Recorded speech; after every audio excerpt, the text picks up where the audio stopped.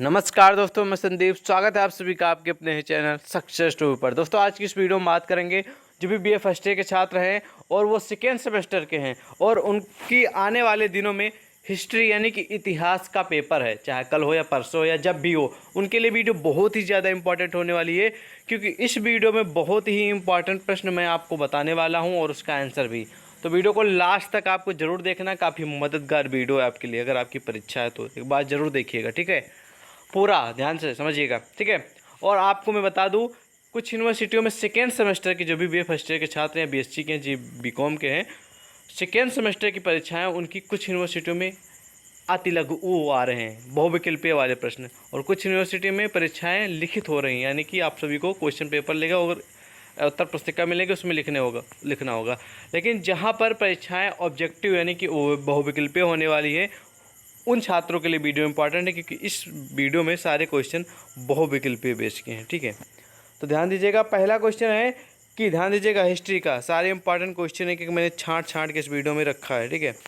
पहला क्वेश्चन है कि महमूद गजनबी को परास्त करने हेतु राजपूत शासकों के संघ का नेतृत्व किसने किया था। बहुत इंपॉर्टेंट क्वेश्चन, ध्यान दीजिएगा। महमूद गजनबी याद रखिएगा, ठीक है। इनको परास्त यानी को हराने के लिए, ठीक है, राजपूत शासकों के संघ का नेतृत्व किसने किया था, आपको बताना है। नंबर 1 है पृथ्वीराज चौहान, बी नंबर है जयचंद्र और सी नंबर है ठीक है, चंदेल गंड और डी नंबर है जयपाल, ठीक है। तो जो आपको 4 ऑप्शन दिए गए, जिसमें जो राइट आंसर होगा उस क्वेश्चन का आप लोगों का जो एमआर शीट मिलेगी आपको, उसको गोला करना होगा, ठीक है, जो इसमें से आंसर सही होगा। तो इसमें से जो राइट आंसर हो जाएगा क्वेश्चन को, हो जाएगा डी यानी कि जयपाल। याद रखिएगा, डी नंबर राइट आंसर हो जाएगा जयपाल, ओके। तो आपको डी नंबर पे वो मार्कशीट पे गोला बनाना होगा ऐसे से, ठीक है। फिलहाल आप लोग नोटिस पढ़ लीजिएगा, जब आपको पेपर मिलेगा तो उसमें सारी चीज़ें लिखी रहेंगी, ठीक है। अगला प्रश्न है कि मोहम्मद गौरी द्वारा, ठीक है, मोहम्मद गौरी द्वारा परास्त किया गया था प्रथम भारतीय शासक कौन था। पृथ्वीराज चौहान, बी नंबर है जयचंद, सी नंबर है मूलराज द्वितीय और सी नंबर है परमल देव, ठीक है। तो इस क्वेश्चन का जो राइट आंसर हो जाएगा ए, पृथ्वीराज चौहान। ध्यान दीजिएगा, मोहम्मद गौरी द्वारा परास्त किया गया था प्रथम भारतीय शासक था, वो है पृथ्वीराज चौहान थे, ठीक है। अगला प्रश्न है कि महमूद गजनबी ने किस अनुक्रम में भारत पर आक्रमण किया था। तो अनुक्रम कुछ इस प्रकार है कि मुल्तान, कन्नौज, मथुरा, कश्मीर, थानेश्वर, या फिर कश्मीर, कन्नौज, मथुरा, मुल्तान, थानेश्वर। इसी तरह 2 ऑप्शन और हैं।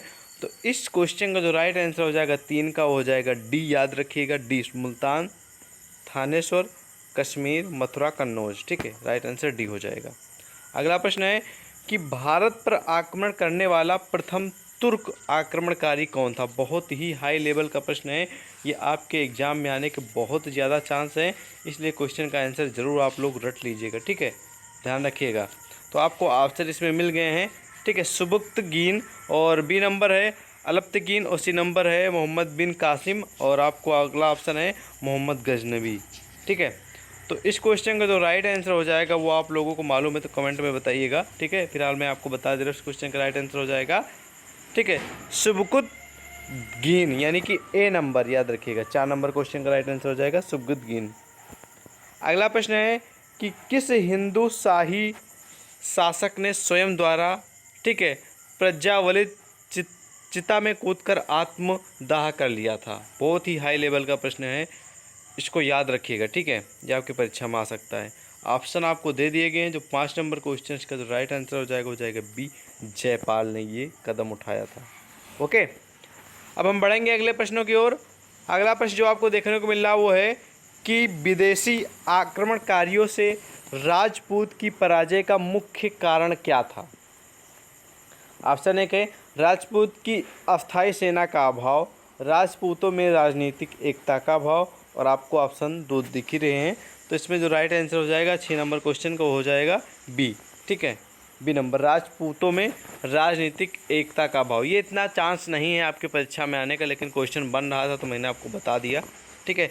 जो ज़्यादा हाई लेवल होंगे क्वेश्चन के आपकी परीक्षा में आने के, उनको मैं आपको ज़रूर एक बार टिक करा दूंगा कि इसको तो ज़रूर आप पढ़ के जाइएगा, ठीक है।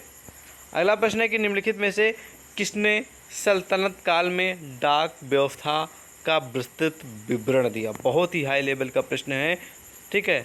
डाक व्यवस्था के बारे में बताया जाए, परीक्षा में आपके प्रश्न देखने को मिलेगा, ध्यान दीजिएगा, ठीक है। 7 नंबर क्वेश्चन का राइट आंसर जाएगा बी नंबर, ठीक है, ठीक है। इब्न, ध्यान दीजिएगा, इब्न बतूता, थोड़ा हार्ड नाम है लेकिन याद रखिएगा, इब्न बतूता। अगला प्रश्न है कि उस मुस्लिम विजेता का नाम बतलाइए जिसने अपने सिक्कों पर हिंदू देवी की आकृति अंकित कर रखी थी। तो ऑप्शन आपको दे दिए गए। क्वेश्चन नंबर 8 का राइट आंसर हो जाएगा सी, मोहम्मद गौरी जी, ठीक है। मोहम्मद गौरी ने ये प्रक्रिया जो है वो अपनाई थी, ठीक है। सी नंबर राइट आंसर हो जाएगा। अगला प्रश्न है कि महमूद गजनबी को परास्त करने हेतु राजपूत शासकों के संघ का नेतृत्व किसने किया। आपको ऑप्शन दे दिए गए हैं। जो 9 नंबर क्वेश्चन है, ठीक है, आपको 9 नंबर दिख रहा है, उसका तो राइट आंसर हो जाएगा दोस्तों, हो जाएगा डी, 9 का डी, यानी कि जयपाल, याद रखिएगा, जयपाल। अगला प्रश्न है कि मोहम्मद गौरी द्वारा परास्त किया गया प्रथम भारतीय शासक कौन था, ठीक है। तो आपको ध्यान देना है, ये क्वेश्चन शायद दोबारा रिपीट हो रहा है, लेकिन आप लोग ध्यान से समझ लीजिएगा, ठीक है। 10 नंबर का राइट आंसर हो जाएगा ए, पृथ्वीराज चौहान, ठीक है। अगला प्रश्न है कि महमूद गजनबी के भारत आक्रमण के समय आए विद्वान, ठीक है, अल बरूनी ने किस महत्वपूर्ण ग्रंथ की रचना की थी। तो आपको दे देगी ऑप्शन, जो 11 नंबर क्वेश्चन है उसका राइट आंसर हो जाएगा बी, ठीक है। 11 नंबर क्वेश्चन का राइट आंसर हो जाएगा बी, यानी कि किताब उल हिंद की इन्होंने महत्वपूर्ण जो ग्रंथ है उसकी रचना की थी। किसने, अल बरूनी ने, जो कि विद्वान थे, ठीक है। अगला प्रश्न है कि 1194 ईस्वी में, ठीक है, मेवे चंदावर के प्रसिद्ध युद्ध में मोहम्मद गौरी ने किस भारतीय शक्ति को पराजित किया। ऑप्शन आपको दे दिए गए हैं। जो 12 नंबर क्वेश्चन है उसका राइट आंसर हो जाएगा बी, जयचंद, ठीक है। अगला क्वेश्चन है कि कुतुबुद्दीन ऐबक ने किस स्थान से शासन का संचालन किया। बहुत ही हाई लेवल का प्रश्न है, याद रखिएगा, ठीक है। 13 नंबर क्वेश्चन का जो राइट आंसर हो जाएगा दोस्तों हो जाएगा ए, ठीक है। लाहौर से इन्होंने अपना संचालन शुरू किया था, याद रखिएगा। 13 नंबर क्वेश्चन का राइट आंसर ए। अगला प्रश्न है कि पृथ्वीराज चौहान तृतीय को किस तुर्की आक्रमणकारी से तराइन के प्रसिद्ध द्वितीय युद्ध में पराजय का सामना करना पड़ा। तो जो 14 नंबर क्वेश्चन उसका राइट आंसर हो जाएगा डी, मोहम्मद गौरी से, ठीक है। ओके, याद रखिएगा, मोहम्मद गौरी, यानी कि डी नंबर राइट आंसर हो जाएगा, राइट आंसर, ओके। अगला प्रश्न है कि मोहम्मद गजनबी के शासनकाल में शाही राज्य की राजधानी कहाँ पर थी। ऑप्शन आपको दे दिए गए। जो क्वेश्चन का राइट आंसर हो जाएगा, तो आपको 15 नंबर क्वेश्चन दिख रहा है, उसका तो राइट आंसर हो जाएगा दोस्तों, याद रखिएगा, कौन सा हो जाएगा। बहुत ही इंपॉर्टेंट क्वेश्चन है, पेशावर हो जाएगा या काबुल हो जाएगा या फिर उदभांडोपुर हो जाएगा या फिर अटक हो जाएगा। तो मैं आपको बता दूं, जो 15 नंबर क्वेश्चन उसका राइट आंसर हो जाएगा दोस्तों, वो हो जाएगा सी, यानी कि आपका, ठीक है, उदभांडपुर, याद रखिएगा, उदभांडपुर, ये वाला, ओके, समझ में आ गया। अब हम बढ़ेंगे अगले प्रश्न की ओर। अगला प्रश्न आपको देखने को मिल रहा है कि वह कौन सुल्तान था जो स्वयं को नायाब ए खुदाई या ईश्वर का प्रतिनिधि कहता था। बहुत ही हाई लेवल का प्रश्न है आपकी परीक्षा के लिए, तो इसका आंसर आप लोग जरूर रट लीजिएगा, ठीक है। ऑप्शन आपको दे दिया गया है। पहला जो ऑप्शन मिल रहा है आपको कौन सा है, ठीक है, बलबन, याद रखिएगा, बलबन। और दूसरा है इल्तुतमिश, ध्यान दीजिएगा, दूसरा है इल्तुतमिश, ओके। और जो आपको तीसरा दिख रहा है वो है अलाउद्दीन खिलजी, ठीक है, अलाउद्दीन खिलजी। और जो डी नंबर आपको दिख रहा है वो कौन सा है, फिरोज तुगलक। तो इसमें जो राइट आंसर है वो आपको कमेंट सेक्शन में बताना है, अगर आपको मालूम है तो, ठीक है। नहीं मालूम है तो उसके लिए हमें ही आपको बताएंगे, ठीक है। तो जो आपका जो क्वेश्चन नंबर पहला दिख रहा है, ठीक है, यानी कि अगला जो प्रश्न है उसका जो राइट आंसर हो जाएगा दोस्तों, वो हो जाएगा ऑप्शन नंबर, बताइए जिन छात्रों को मालूम है, एक बार आप लोग ट्राई तो करिए, बताने का प्रयास करिए, ठीक है। नहीं आएगा तो हम तो बताएंगे ही, ठीक है। चलिए, हम आपके लिए 5 सेकेंड का टाइम है, ठीक, देखते हैं कितने छात्र कमेंट बॉक्स में या फिर चैट में लिखते हैं, ओके। तो इस क्वेश्चन का जो राइट आंसर हो जाएगा ए। तो राइट आंसर ए हो जाएगा बलबन, याद रखिएगा, ठीक है। अगला प्रश्न है कि सुल्तान के रूप में बलबन का महानतम योगदान क्या था। तो ऑप्शन आपको दे दिए गए, इनमें जो राइट आंसर हो जाएगा वो आपको बताना है कमेंट सेक्शन में। राइट आंसर इस क्वेश्चन को हो जाएगा, जो 4 नंबर क्वेश्चन है, ठीक है, वो हो जाएगा डी। ठीक है, डी यानी कि ए और बी दोनों। ठीक है, उसने राजतत्व संबंधी सिद्धांत का प्रतिपादन भी किया है। उसने दो आब, ठीक है, आब में शांति व्यवस्था की पुनर्स्थापना की है। ठीक है, सारे क्वेश्चन मैंने छांट छांट के रखे हैं, अलग अलग जो आपका लेसन दिया गया, पाठ दिया गया, पाठ्यक्रम दिया गया वहाँ से। ठीक है, अगला प्रश्न है कि भारत में प्रथम बार टंका तथा जीतल के सिक्के किसने जारी किए। ओके, तो जो 5 नंबर क्वेश्चन उसका राइट आंसर हो जाएगा बी। कौन सा? बी, इल्तुतमिश। ओके, अगला प्रश्न है कि बलबन द्वारा प्रारंभ किया गया पायलॉस था, तो पायलॉस कौन था? आपको ऑप्शन दे दिए गए हैं, तो क्वेश्चन को राइट आंसर हो जाएगा 6 नंबर क्वेश्चन का राइट आंसर हो जाएगा डी, यानी कि सुल्तान के पैरों को चूमने की प्रथा। ओके, अगला प्रश्न है 7 नंबर कि मोहम्मद गौरी का एक अन्य गुलाम कौन था जो ऐबक का सबसे बड़ा प्रतिद्वंदी था। ठीक है, तो जो 7 नंबर क्वेश्चन दिख रहा है उसका राइट आंसर हो जाएगा डी। ठीक है, जो बड़ा प्रतिद्वंदी था वो था उपरोक्त में से सभी। अब अभी अफगानिस्तान का शासक भी था और कच्छ का शासक भी था, बंगाल का शासक था, यानी कि सभी थे, इसलिए राइट आंसर हम सिलेक्ट करेंगे डी। ओके, अगला प्रश्न है कि निम्न में से किस इतिहासकार ने ऐबक की दानशीलता की प्रशंसा करते हुए हाशिम द्वितीय, ठीक है, हाशिम द्वितीय कहा है।